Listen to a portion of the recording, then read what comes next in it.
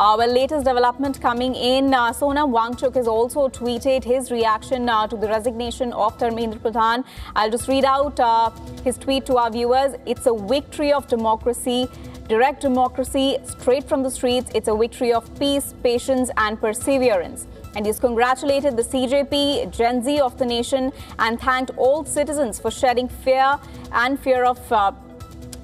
and rising from every corner of the nation, from accountability to now reforms. That's the latest coming in from Sonam Wangchuk.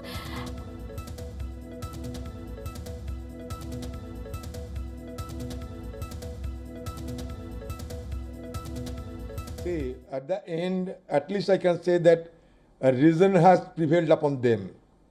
I mean, upon the government. This could have been done much earlier.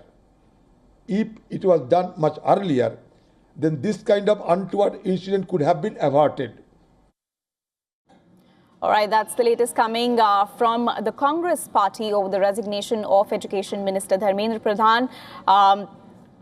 Those are the latest reactions coming in, while we also have the visuals live from Jantar Mantar. Celebrations is what we can see, a moment of celebration following the resignation of Dharmendra Pradhan, the Education Minister. And we'll shortly be joined by our correspondent Dharmendra to take us through the latest details. Right, she's joined us on the phone line right here. Dharmendra, over to you. Take us through the latest. Well, Kanishka, there is an air of jubilance here at Jantar Mantar. There unfortunately isn't a lot of network to try and get all the visuals immediately. But yes, there are a lot of people present here right now, thousands in fact, all with Indian flags and their posters celebrating this latest announcement, which is the resignation of the Education Minister Dharmendra Pradhan. Now, of course, there's also been another announcement that has been made by the Cockroach Janata Party, which has started this movement in the first place. We've heard from their leadership saying that the revolution, quote unquote, and the demonstration is not completely over. They will be staging a protest, a sit-in protest in front of Delhi Police headquarters with respect to ensuring that the protesters are not detained illegally and that strict action is taken against those who have been responsible for triggering any sort of untoward incidents here at the demonstrations that we have seen in the past few days. And so the conversation has moved forward by leaps and bounds. But as far as the CJP is concerned, it is not completely over. There are still two demands that they're waiting to hear from the government for in terms of their confirmation. One is, of course, financial compensation for the families whose children died by suicide after the first NEET paper leaked a few months ago. And the second, like I mentioned, for which they'll be staging a sit-in protest, is that no punitive action be taken against youth protesters by the police and the security agencies. So CJP wants written assurance from the government on these two matters as well.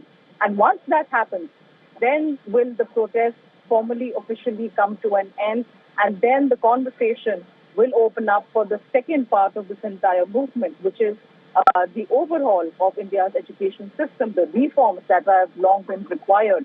And so there's also a 5-point demand charter that CJP had submitted a couple of weeks ago to the government with respect to what their proposed reforms are. And it remains to be seen now how the government now takes this forward in the political corridors as well. We have Parliament's second week of monsoon session opening on Monday. So the conversation then is going to be completely different, because the first week only saw adjournment and chaos in Parliament, and the stalemate was Dharmendra Pradhan's resignation. Now that has come in, the roads open up to a proper conversation and a proper discussion with respect to the future of India's education system.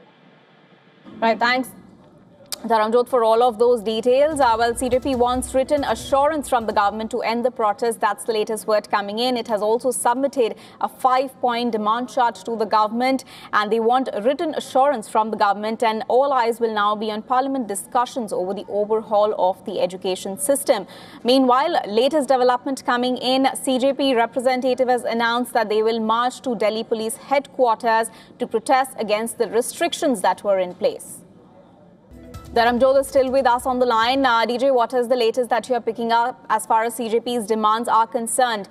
They have said that they will march to the Delhi Police headquarters to protest against the restrictions that were in place, including the closure of at least 18 metro stations in Delhi. That's right, Kanishka. Ever since this protest has completely escalated in the past few weeks here at Jantar Mantar, we've seen a bit of a network lockdown with respect to cellular data, and that creating issues for a lot of people present at the protest to communicate with each other. In fact, when we've been covering this entire demonstration, we've seen how it was also very difficult for the leadership and the volunteers here to cascade information and updates to the thousands present in and around Jantar Mantar because of this network lockdown. The other issue that CJP has also repeatedly pointed out and accused Delhi police of is that they have been late at night in the past few days, been trying to intimidate, quote unquote, and stop delivery services and volunteers from bringing in essential supplies like food and medicine to the designated protest site. And so those are the things that CJP will now be taking up with the Delhi police to ensure that corrective action is taken for whatever has happened in the past. And that does not keep happening because as far as we know, the protest is still on. Like we mentioned, there are two more demands that CJP wants written assurance on. So for the days that the protest still remains on, the CJP wants the Delhi police to give them assurance that there will be no intimidation tactics used by some of their officials with respect to the volunteers and the protesters that are present over here.